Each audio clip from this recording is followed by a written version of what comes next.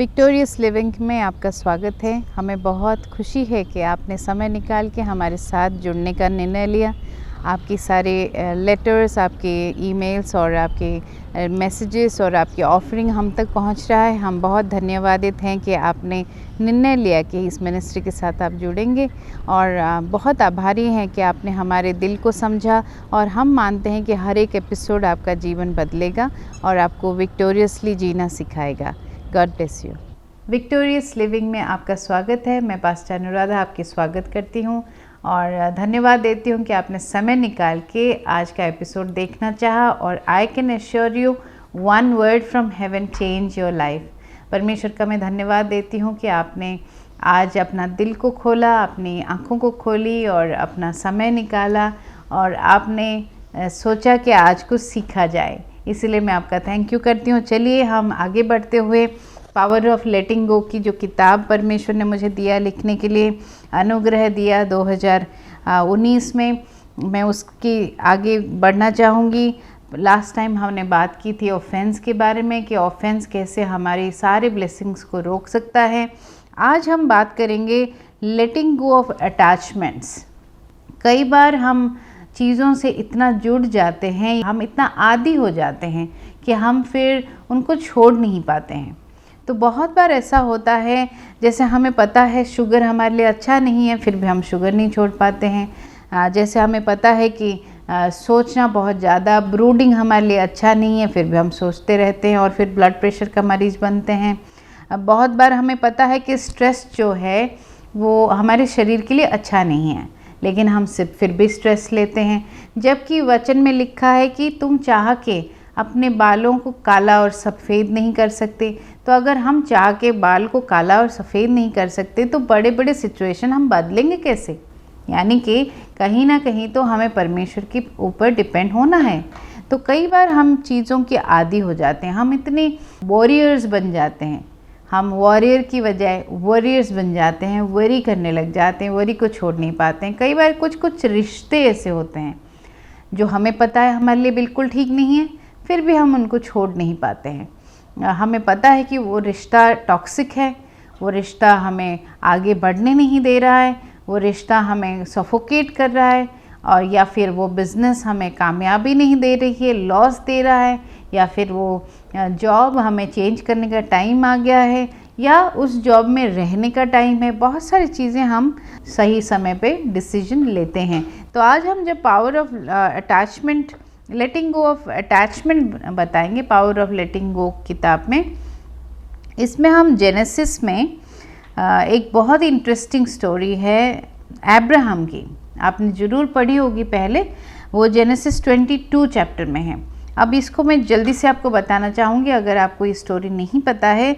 Abraham परमेश्वर का बहुत चहीता था, उसने विश्वास किया, इसलिए उसको दोस्त का करार दिया। परमेश्वर ने उसको अब्राहम को बोला कि अब्राहम मेरा दोस्त है। लेकिन अब्राहम को एक बच्चे की कमी थी। काफ़ी साल वो इंतज़ार करता रहा, कामयाब बहुत था वो, उसको बहुत सारे सिल्वर गोल्ड सब कुछ थे, लेकिन उसके पास बेटा नहीं था। बेटा नहीं होने की वजह से एक दिन परमेश्वर से वो बोलता है कि आखिर क्या फ़ायदा है परमेश्वर, क्योंकि सब कुछ तो मेरे सर्वेंट को चला जाएगा। तो परमेश्वर उसको वादा करते हैं कि चलो तुम्हें मैं एक बेटा देता हूँ। लेकिन इस बात को बहुत सारे साल गुजर जाते हैं। करीब करीब 25 साल बाद इस्माइल बीच में आता है। उसकी बर्थ के बारे में ज़रूर आप जानते होंगे। लेकिन 25 साल बाद फिर इसको बेटा होता है, यानी कि 100 साल की उम्र में उसको बेटा होता है। कुछ ही देर की बात है जब जेनेसिस 22 में हम पढ़ते हैं कि परमेश्वर ने अचानक से एक दिन बोला कि अब्राहम, तुम एक जगह जाओगे जहां मैं तुम्हें ले जाऊंगा और तुम अपने बच्चे की होम बलि चढ़ाओगे। ये मैं सोचती हूँ अगर मैं इसकी जगह होती, अब्राहम की जगह होती, तो मैं ज़रूर परमेश्वर से सवाल करती कि आखिर आप ही ने तो दिया है, आप उसको कैसे छीनना चाहते हैं? आखिर मैंने 100 साल इंतज़ार किया है, आखिर वो मेरा जिगर का टुकड़ा है, वो मेरा वंश को आगे बढ़ाएगा, आप ऐसे कैसे कह सकते हो? लेकिन हम अगर जेनेसिस 22 चैप्टर को बहुत तरीके से धीरे से पढ़ेंगे, हम नहीं देखते हैं कि कहीं पे भी अब्राहम ने शिकायत की, यहाँ तक कि वो जब उसका बेटा उससे पूछता है कि पापा हमारे पास लकड़ी है, आग है, मेमना कहाँ है, तो वो उसको जवाब देता है कि गॉड विल प्रोवाइड। तो यहाँ तक हम देखते हैं 3 दिन तक वो चल के जाता है। 3 दिन के अंदर क्या क्या उसके दिमाग में, मन में आया होगा। उसने कितनी बार सोचा होगा कि इकलौता बेटा है मेरा, कैसा परमेश्वर है जो देता है और छीन भी लेता है, कैसा परमेश्वर है जो मुझे ऐसे परीक्षा में डाल रहा है, मैं क्या रिएक्ट करूं। अगर हम होते तो हम ऐसे 3 दिन बहुत मिजरी के साथ बिताते, क्योंकि वो चल के जो गया वो 3 दिन की जर्नी थी। माउंट मोराया में पहुंचा, वही स्पॉट है जहाँ पे यीशु को बाद में क्रूसिफिक्शन हुआ। सेम स्पॉट पे वो जाता है और वहाँ पे वो बच्चे को लिटा देता है, जैसे मेरी बुक में ये पिक्चर में है, जैसे वो बच्चे को लिटा देता है और वो मारने के लिए तैयार हो जाता है। आखिर एक पिता जो 100 साल की प्रार्थना के बाद एक बच्चे को जो मिला है, उसको मारने को वो कैसे तैयार हो जाता है? कैसे उसकी अटैचमेंट नहीं है क्या? क्या उसको दर्द नहीं हुआ? क्या उसने सोचा नहीं कि अगर मेरा बेटा चला जाएगा तो मेरा वंश आगे कैसे बढ़ेगा? ये सब कुछ शायद उसके दिल में गया होगा, दिमाग में गया होगा, लेकिन हम देखते हैं कि एक बार भी अब्राहम ने अपने मुख से ये नहीं निकाला। उसने हमेशा बोला परमेश्वर प्रोवाइड करेगा। शायद उसको कॉन्फिडेंस था कि जैसे ही मेरा बेटा अगर गुजर भी जाता है, परमेश्वर को दोबारा ज़िंदा कर देगा।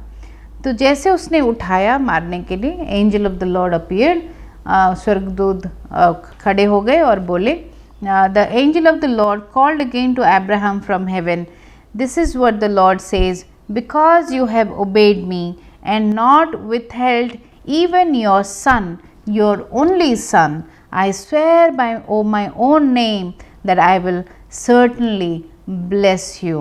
I will multiply your descendants beyond numbers, like the stars in the sky and the sand on the seashore. Your descendants will conquer the cities of their enemies, and through your descendants all the nations of the earth will be blessed, all because you obeyed me. Genesis chapter 22 verse 15 to 18. आज हम blessed हैं। Abraham एक blessing गलातियों की 3:14 के हिसाब से हमारे ऊपर है, क्योंकि उसने ओबे किया। Isn't it wonderful कि उसने अपने अटैचमेंट जो बच्चे के लिए था, उसने उसको लेट गो किया। उसने परमेश्वर पे भरोसा किया, उसने परमेश्वर की डिसीजन पे भरोसा किया। तो आज मेरी चैलेंज आपको ये है, अगर आप यहोवा जायरा, परमेश्वर द वन हु प्रोवाइड्स, उसको करीब से जानना चाहते हैं, तो हर वो चीज़ से अटैचमेंट हटा दीजिए जो आपको इस दुनिया में बांध के रख रहा है। देखिए, परिवार ज़रूरी है, रिलेशनशिप्स ज़रूरी है, बिजनेस भी ज़रूरी है, जॉब भी ज़रूरी है, आप जो भी कुछ काम अपने लिए करते हैं, आपका कोई भी हॉबी हो, सब कुछ ज़रूरी है, लेकिन आप अटैच किसी से मत होइए। ये सिर्फ पार्ट ऑफ द जर्नी है, इस जर्नी का एक हिस्सा है। हमारा ट्रू प्लेस जो है वो हेवन है, हमारा जर्नी जो जा रहा है वहाँ हेवन तक, वो एक सिर्फ हिस्सा है अनंत काल का। अगर मान लीजिए अनंत काल इतना बड़ा है, इस दुनिया का जर्नी सिर्फ इतना सा है उस लंबे रस्सी में। अगर अब माने कि लंबा सा लेंथ है अनंत काल का, तो हमारा इस धरती का जो जीवन है बहुत डॉट सा है उस रस्सी के सामने। तो इस छोटे से जर्नी के लिए हम अनंत काल की चीज़ों पे कॉम्प्रोमाइज़ ना करें। तो जब उसने मारना चाहा अपने बेटे को, ज़रूर उसने सोचा होगा कि परमेश्वर जिसने ये दिया है उसने कुछ सोच के दिया है, क्योंकि उसने प्रॉमिस किया है कि तेरे वजह से पूरा संसार ब्लेस्ड होगा। अगर बच्चे को मुझे मार देना पड़े तो संसार कैसे ब्लेस्ड होगा? दैट मीन्स हो सकता है परमेश्वर उसको दोबारा जिला दें। तो कुछ भी अब्राहम ने सोचा होगा, हमें नहीं पता, वचन नहीं बताता है, लेकिन ये ज़रूर बताता है कि अब्राहम ओबेड, क्योंकि अब्राहम ने माना बात, परमेश्वर ने अपने आप को प्रकट किया, यहोवा जायरा, गॉड हु प्रोवाइड्स, उसको प्रकट किया। आपके जीवन में अगर आप चाहते हैं कि परमेश्वर की प्रोविज़न को आप देखें। आप अगर चाहते हैं कि परमेश्वर की प्रोविज़न आपके जीवन में आपको दिखाई दे, हर घड़ी हर पल आप देख पाए कि परमेश्वर वहाँ पे खड़ा है, आपको प्रोवाइड कर रहा है, तो आप ज़रूर दुनिया से अटैचमेंट थोड़ा कम कर दीजिए। हमें इस दुनिया में जीना है, आप मुझे गलत ना सोचें, इस दुनिया में हमें जीना है, लेकिन हमें अटैच नहीं होना है दुनिया से। हमारा सेंटर परमेश्वर होना चाहिए, हमारा आउटर सर्कल परमेश्वर होना चाहिए, हमारे इटर्नल गोल परमेश्वर होना चाहिए, परमेश्वर ही परमेश्वर होना चाहिए, बाकी सब आता जाता रहेगा। हमें चीज़ों से, चाहे मटेरियल हो या पर्सनल हो, उन चीज़ों से अटैच नहीं होना है। थोड़ा डिटैचमेंट प्रैक्टिस करिए, क्योंकि कई बार अटैचमेंट की वजह से हमें ज़िंदगी में बहुत दुख आते हैं, बहुत दुख आते हैं। कई बार हम चीज़ों को छोड़ नहीं पाते हैं, जैसे कि बिगिनिंग में मैंने शुरू किया था बताते हुए कि कई बार टॉक्सिक रिलेशंस होते हैं, लेकिन अटैचमेंट की वजह से हम छोड़ नहीं पाते हैं उनको। ऑफिस का एटमॉस्फेयर टॉक्सिक है, लेकिन क्योंकि पैसे कमाना है हम छोड़ नहीं पाते हैं। हमारा बिजनेस डूब रहा है, लेकिन क्योंकि हम अटैच्ड हैं बिजनेस से, हम उसको छोड़ नहीं पाते हैं, बंद नहीं कर पाते हैं। हो सकता है कोई और बिज़नेस अच्छा चले, लेकिन हम उसमें डूबते चले जाते हैं। ऐसे मैंने बहुत लोगों को सुना है। अभी कल ही जब मैं रेडियो में प्रोग्राम दे रही थी, वहाँ पे एक सज्जन बैठे थे जो बता रहे थे कि उनका एक जानने वाले थे जिन्होंने एक बिज़नेस किया जिसमें लाखों लॉस हो गया, और वो उस बिज़नेस से बाहर नहीं आ पाए, और rather than facing the problem he committed suicide. 32 साल का इंसान जो जी सकता था एक बहुत बड़ा लंबा समय आगे, उन्होंने उसको ख़त्म कर देना चाहा, क्योंकि जो बिज़नेस में उसने अपने आप को उलझा दिया, उस बिज़नेस से फिर वो बाहर निकल के आ नहीं पाया। तो मैं वापसी में ड्राइव करते हुए सोच रही थी कि क्या होता अगर सही समय पे वो रियलाइज़ कर देता कि ये बिज़नेस मुझे डुबा सकता है। क्योंकि कई बार हम इतना उलझ चुके होते हैं कि हम बाहर नहीं आ पाते हैं, और हमें कई बार लगता है कि खासकर पाप, जब हम पाप में उलझ जाते हैं हम बाहर नहीं आते हैं, क्योंकि हमें लगता है कि पाप से बाहर आने का रास्ता ही नहीं है। क्योंकि परमेश्वर तो सारा जानता है, तो मैं इसको बंद नहीं कर सकता, क्योंकि इसमें ऑलरेडी मैं उलझ चुका हूँ, उलझ चुकी हूँ। लेकिन मेरा ये मानना है, जो 2004 में परमेश्वर ने मुझे समझाया कि there is always a way out, there is always a way out.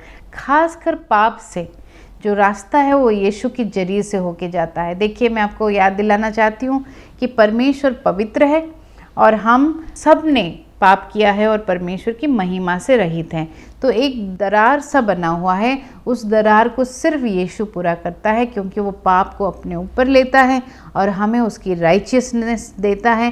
जैसे 2 कोरिन्थियन चैप्टर 5 वर्स 21 में लिखा है कि that he poured out his righteousness unto us and he took all our unrighteousness upon himself. उसने क्या किया, अपने ऊपर सारे अनराइचियसनेस लिया और हमें आज़ाद कर दिया।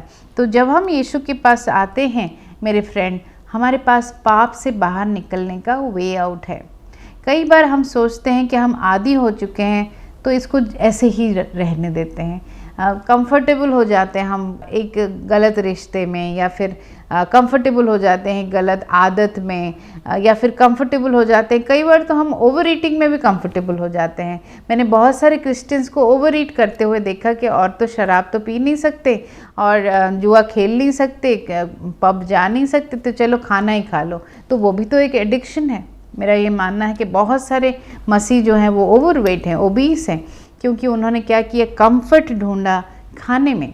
तो ऐसे लगता है कि अब तो आदत पड़ गई है, अब क्या इससे बाहर आना। लेकिन मैं बताना चाहती हूँ, जब आप डिसीजन लेते हैं आप बाहर आ सकते हैं। आपको सिर्फ एक छोटा सा निर्णय लेना है। जैसे ही आप निर्णय लेंगे, पूरा जो स्वर्ग है आपको सपोर्ट देगा। पूरा एंजल्स और परमेश्वर और पिता सब मिलके, पवित्र आत्मा मिलके आपको सपोर्ट करेंगे और आपको बाहर निकालेंगे। चाहे किसी भी चीज़ से आज आप जूझ रहे हैं, मैं बताना चाहती हूँ कि अटैचमेंट आज ख़त्म कर दीजिए, क्योंकि डर के आगे जीत है। किसी ने कहा, जो डर है आपको कि आप अगर छोड़ देंगे इसको या फिर आप बदल जाएंगे तो आपको प्रॉब्लम हो सकता है, मैं आपको बताना चाहती हूँ वो डर को छोड़ दीजिए। इससे आगे सिर्फ जीत है। इससे आगे, इस अटैचमेंट से आगे, इस चैलेंज से आगे सिर्फ आपको जीत ही जीत है। सो इसलिए डरिए मत। सो नेक्स्ट जो बताना चाहती हूँ मैं पावर ऑफ लेटिंग गो की किताब से, next thing is letting go people in authority. So कई बार ऐसा होता है कि हम अथॉरिटी के जो लोग हैं उन पे ग्रज रखते हैं, वो हमारे कामयाबी को रोकता है, चाहे वो कैसा भी अथॉरिटी हो। यहाँ पे मुझे पवित्र आत्मा ने दाऊद का और साउल का एग्जाम्पल दिया, सॉल एंड डेविड का एग्जाम्पल दिया। दाऊद की कोई गलती नहीं थी, वो सिर्फ एनॉइंटेड किंग था, उसको परमेश्वर ने एनॉइंटेड किया, उसको नेक्स्ट किंग बनाया, वो उसका सॉवरेन डिसीजन था, उसमें दाऊद की गलती नहीं थी। लेकिन सॉल को वो बर्दाश्त नहीं हुआ, क्योंकि सॉल के ऊपर से अनुग्रह जा चुका था। सॉल ने क्या किया, उसको मारने पे लगा। मेरे फ्रेंड ये 1-2 दिन नहीं लगा, वो उसके पीछे 13 साल लगा। 13 साल ये भटकता रहा, एक केव से दूसरा केव, एक जगह से दूसरा जगह, वो 13 साल भटकता रहा, जानते हुए कि अब वो किंग बनने वाला है, पूरा अधिपति वो बनने वाला है उस एरिया का, फिर भी उसको भटकना पड़ा। और मुझे ताज्जुब होता है कि इतने पेन के बाद, ऑफ कोर्स जो गुफाएं होते थे वो कहीं बेड तो होता नहीं था वहाँ पे, गुफाओं में लाइट्स भी नहीं होती होंगी, बिच्छू और सांप भी होते होंगे। इन सब के बीच जब वो अपने आप को बचाते फिर रहा है, हम दाऊद को सिर्फ भजन लिखते हुए देखते हैं। उसको तकलीफ़ हो रहा है, हम भजन में देख रहे हैं कि तकलीफ़ उसको हो रहा है, लेकिन वो खुदा के ऊपर से, परमेश्वर के ऊपर से नज़र नहीं हटा रहा है। और हम एक बार भी नहीं सुनते हैं कि वो शिकायत करता है कि प्रभु तू ऐसे क्यों होने दे रहा है मेरे जीवन में। ये मुझे बहुत चैलेंज करता है माय फ्रेंड। जब हम किसी चीज़ से होके गुजरते हैं, चलिए आपको मान लीजिए ऑफिस में प्रॉब्लम है, आपको ऑफिस में चैलेंज फेस करना पड़ रहा है, आपका बॉस आपको अच्छा बिहेव नहीं कर रहा है, हो सकता है उसको प्रमोशन दे रहा है जो कम काम कर रहा है क्योंकि वो फ्लैटर कर रहा है उसको, कुछ भी हो सकता है कि आप समझ नहीं पा रहे बॉस को क्या चाहता है वो, कुछ भी रीज़न रहा हो, लेकिन अगर वो आपका बॉस है तो परमेश्वर ने उसको वहाँ बिठाया है। आप समझ रहे हैं मेरी बात, क्योंकि अगर वो आपका बॉस है, अथॉरिटी है, परमेश्वर ने उसको रखा है वहाँ पे। जो पिता और माता हैं आपके, आपने उनको नहीं चुना है, परमेश्वर ने उस परिवार में आपको ला के रखा क्योंकि वो चाहता था। तो यानी कि आप अगर माँ और बाप के ऊपर भी नाराज़ हैं, वो भी आपकी अथॉरिटी हैं, उनको अगर आप रजिस्ट कर रहे हैं, उनको रिजेक्ट कर रहे हैं, वो भी आपके लिए अच्छा नहीं है, क्योंकि आपने तो चुना नहीं पेरेंट्स। पर पेरेंट्स किसने चुना? परमेश्वर ने चुना। वैसे ही कई बार मैं लोगों को बोलती हूँ जो पावर में हैं, उन सबको परमेश्वर ने वहाँ रखा। तो rather than complaining about authority, I would suggest कि आप प्रे करिए अथॉरिटी के लिए। अगर आपका बॉस ठीक नहीं, उसके लिए प्रार्थना करिए, बोलिए कि परमेश्वर आप उसका दिल को नरम करें, आप उसको सद्बुद्धि दें। अगर वो अपनी पर्सनल लाइफ में कुछ उसको प्रॉब्लम हो रहा है, परमेश्वर उसको सॉर्ट करिए आप, ताकि वो मेरे साथ अच्छा बिहेव करे। ऐसे प्रार्थना कर सकते हैं। मान लीजिए आपको लगता है माँ बाप आपको नहीं समझ रहे हैं, तो आप ऐसे बोल सकते हैं, परमेश्वर पिता जो हमारे कम्युनिकेशन गैप है, माँ बाप मुझे समझ नहीं पा रहे, प्लीज़ आप उसमें अंडरस्टैंडिंग लाइए, हमारे बीच एक समय निकालिए, हमें दीजिए ताकि हम बात करके चीज़ों को सॉर्ट आउट कर सकें।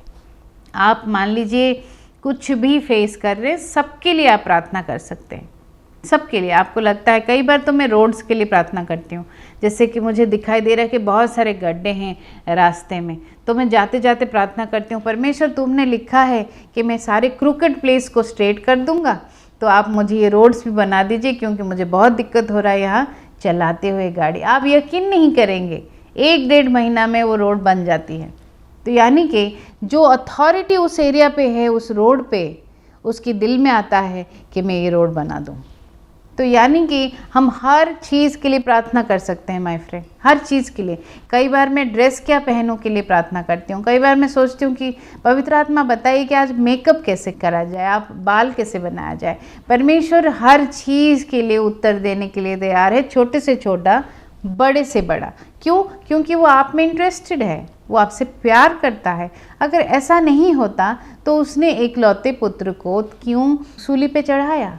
अगर वो पुत्र को सूली पे चढ़ा सकता है, क्या ज़िंदगी की छोटी छोटी चीज़ें वो दे नहीं सकता? जैसे रोमियो के 8 में लिखा है कि if he did not spare his own son, why will he not give you other things. So यानी कि जो आप चैलेंज आज अथॉरिटी के साथ फेस कर रहे हैं माय फ्रेंड, उसको रजिस्ट करने की बजाय, उसको शिकायत करने की बजाय, आप हर दूसरे दिन किसी न किसी को कॉल करके आप बता रहे हैं कि आपका बॉस कितना बुरा है। आप जब जब वो करते रहेंगे तब तब वो और बुरा बनता चला जाएगा, क्योंकि आपने कुड़कुड़ाना सोचा, शिकायत करना सोचा, जो परमेश्वर को नहीं भाता है, लेकिन आपने प्रेयर करने का नहीं सोचा जो परमेश्वर को भाता है। तो जितना आप कंप्लेन करेंगे उतना आप उसी सिचुएशन में रिमेन रहेंगे। If you complain you remain, if you praise you are raised. So rather than complain करें, आप क्यों ना प्रेज करें अपने सिचुएशन को लेके। हम दाऊद के सारे भजन संहिता में पढ़ते हैं कि वो प्रेज कर रहा है परमेश्वर को। वो बता रहा है कि परमेश्वर मैं दुखी हूँ, वो बता रहा है मैं जंगल में भटक रहा हूँ, वो बता रहा है कि मुझे बहुत अच्छा नहीं लग रहा है, मेरे अपनों ने मुझे छोड़ दिया है, जिसके साथ मैंने खाना खाया था उसने धोखा दिया है, सब कुछ वो बोल रहा है। लेकिन वो शिकायत नहीं कर रहा है, वो अपने दुश्मन की मौत नहीं मांग रहा है, वो ना ही परमेश्वर को बोल रहा है कि परमेश्वर ऐसे क्यों होने दिया, मैं तो आपका चाहता हूँ। कई बार हम ये रिजेक्शन परमेश्वर से लेते हैं कि अरे आप तो मुझे बेटी बुलाते हैं, फिर आपने ऐसे क्यों होने दिया। तो ये हमारी एक अजीब सा स्पिरिचुअल घमंड है, जिसकी वजह से हम अपने आप को दीन नहीं कर पाते हैं। गॉड हमारी सबसे बड़ी अथॉरिटी हैं, यीशु पिता परमेश्वर हमारी सबसे बड़ी अथॉरिटी है। अगर आप अथॉरिटी को क्वेश्चन करना बंद नहीं करेंगे, जो अर्थली अथॉरिटीज़ हैं, आई गारंटी यू कि थोड़े दिन बाद आप परमेश्वर पे शिकायत भी करने लग जाएंगे। ये जो आदत है शिकायत करते रहने की, वो परमेश्वर तक पहुंच जाएगा। और परमेश्वर को शिकायत हम करके हमें क्या मिलेगा फ्रेंड्स? क्योंकि सिर्फ वही है जो हमारा जीवन बदल सकता है। तो हम उसकी शिकायत क्यों करें जो एक है, संसार का मालिक, जो सब कुछ बदल सकता है, उसके हाथ में वो ताकत है। तो उससे शिकायत करके क्या मिलेगा? उसके बारे में शिकायत करके क्या मिलेगा? क्यों ना हम विश्वास करें। आई वुड सजेस्ट कि आपको अगर चैलेंज फेस हो रहा है अथॉरिटी से, आप rather than complaining, trust God, परमेश्वर पे भरोसा करिए। बोलिए कि परमेश्वर पिता, मुझे नहीं पता ये सिचुएशन मेरे जीवन में क्यों है। बोलिए कि मुझे नहीं पता, मुझे ऐसे लग रहा है कि मैंने गलती नहीं की, लेकिन मुझे नहीं समझ में आ रहा पिता कि ऐसे क्यों हो रहा है। क्योंकि मुझे नहीं समझ में आ रहा है, मैं ये जो सिचुएशन है मैं आपके हाथ में देती हूँ। और नीति वचन में लिखा है 16:3, when you commit your ways to the Lord he makes it successful. और जब वो आपको ब्लेस करेगा, उसमें सॉरो वो ऐड नहीं करेगा। नीति वचन हमें बार बार समझाता है कि हमें अपना हार्ट का जो सिचुएशन है उसको क्लीन रखना है। तो आज हमने 2 चीज़ें सीखी कि हम लेटिंग गो ऑफ अटैचमेंट करें, कि चीज़ों से हम इतना ना जुड़ जाएं कि वो परमेश्वर की जगह ले लें। क्यों? यहाँ पे जेनेसिस चैप्टर 22 में अब्राहम की ये परीक्षा थी कि वो परमेश्वर से ज़्यादा प्यार कर रहा है या चीज़ों पे, इस संसार की चीज़ों पे ज़्यादा उसका दिल है, मन है, बेटे पे ज़्यादा मन है। हमने देखा कि उसने परमेश्वर पे ज़्यादा भरोसा किया, उसको बेटा भी वापस मिला और ये प्रॉमिस भी मिला कि इसी माउंट मोराया पे मेरा बेटा तुम्हारे बेटे की जगह क्रूसीफाई होगा। आज मैं प्रार्थना करने जा रही हूँ कि आप सही दिशा में अपनी सामर्थ्य को लगाएंगे, क्योंकि ये दोनों जो पॉइंट्स आज हमने डिस्कस की, ये हमारी कामयाबी को रोकते हैं। अगर हमारा अटेंशन अटैचमेंट पे चला गया, हम उभर के सही दिशा में चल नहीं पा रहे हैं, हम रुक जाएंगे, हम विक्टोरियस हो नहीं पाएंगे। अगर हमारी अथॉरिटी से शिकायत जमी रहेगी, लगी रहेगी, हम आगे बढ़ नहीं पाएंगे। सो विक्टोरियस लिविंग ये प्रोग्राम का नाम है माय फ्रेंड। आप चाहें तो जो आप नंबर्स देख रहे हैं, हमें ज़रूर सपोर्ट करें। जिस वचन पे आप सो करते हैं, जिस वचन पे आप दान करते हैं, वो वचन आपके जीवन में एस्टैब्लिश हो जाता है, वो महिमा, वो ग्लोरी आपके जीवन में एस्टैब्लिश हो जाता है। मैं रिक्वेस्ट करना चाहूँगी कि आप झिझकिचाए नहीं, ज़रूर उससे हमें एहसास होने दें कि हमें आपकी प्रोग्राम से ब्लेसिंग मिली। मैं अभी आपसे प्रार्थना करने जा रही हूँ, आपके लिए प्रार्थना करने जा रही हूँ। अभी आपसे मैं सिर्फ यही बोलना चाहूँगी कि एक लंबा सांस लीजिए जो चीज़ें समझ में नहीं आ रहा है वो परमेश्वर के हाथ में दीजिए और आगे बढ़िए जीवन में। आप ज़रूर विक्टोरियस हो सकते हैं। आपको ये जीवन विक्टोरियस बनाने के लिए ही परमेश्वर ने दिया है। यीशु को क्रूस पे दिया ताकि आप विक्टोरियस जीवन जी सके। जैसे वचन जॉन के 10:10 में लिखा है, मैं आया हूँ ताकि तुम्हें बहुतायत की जीवन मिले। छोटा जीवन नहीं परमेश्वर देना चाहता है, वो बहुत बड़ा जीवन आपको देना चाहता है। एक सार्थक जीवन देना चाहता है, एक सैटिस्फाइड लाइफ आपको देना चाहता है। इसी बारे में आज मैं प्रार्थना करने जा रही हूँ। परमेश्वर पिता, मैं धन्यवाद देती हूँ जिन लोगों ने आज समय निकाल के हमें सुना, उन सब के घरों में आप आशीष लाइए परमेश्वर। सारे बच्चों को आप प्रोटेक्ट करिए परमेश्वर, जितने भी इनकी चिल्ड्रन है, ग्रैंड चिल्ड्रन है, सबको आप प्रोटेक्ट करें परमेश्वर। आप इनको सद्बुद्धि दें परमेश्वर कि ये सही समय पे सही निर्णय ले सकें। जो लोग बिजनेस कर रहे हैं उनके लिए मैं प्रार्थना करती हूँ कि वो सही दिशा में कदम बढ़ाएं।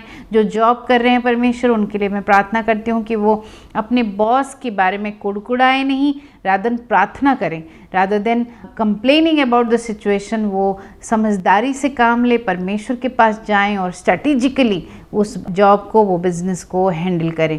मैं पिता प्रार्थना करती हूँ कि हर एक इंसान जिसको दिल टूटा है परमेश्वर, क्योंकि वो किसी से अटैच्ड थे, चाहे वो कई सारे डिवोर्सेस हुए हैं परमेश्वर, इन सब की जिसके दिल टूटा है परमेश्वर, वो अटैचमेंट से बाहर नहीं आ पा रहे हैं, उन सब के लिए मैं प्रार्थना करती हूँ कि आप उनको आज अनुग्रह देंगे कि वो लेट गो कर सकें। क्योंकि जब हम लेट गो करेंगे तभी we will let God be God. परमेश्वर मैं प्रार्थना करती हूँ हर एक इंसान जो आज जिसने देखा उसके जीवन आशीष से आप भर दीजिए। May the Lord bless you, make his face to shine upon you, amen. Victorious living में आपका स्वागत है और आप सबका धन्यवाद करना चाहती हूँ कि आपने समय निकाल के हमारे शो को देखा, और हम बहुत ही आभारी हैं कि आप हमारा साथ दे रहे हैं। लगातार हर एपिसोड को आप देख रहे हैं, आपके व्यूज़ हमें मिल रहे हैं, आपके टेक्स्ट और कॉल्स आप हमें पहुंच रहा है, और आपकी ऑफरिंग भी हमारे तक पहुंच रही है। ये एक साइन है कि आपका जीवन बदल रहा है।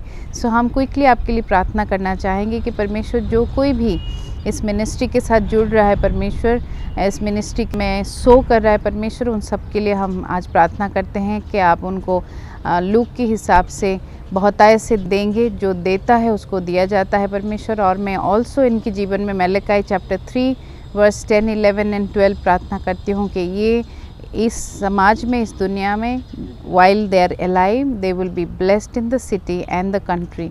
परमेश्वर का मैं बहुत बहुत धन्यवाद देती हूँ कि आपने हमारे साथ जुड़ने का निर्णय लिया और अब हमारा साथ देने का निर्णय लिया। धन्यवाद करते हैं और all the best for your future.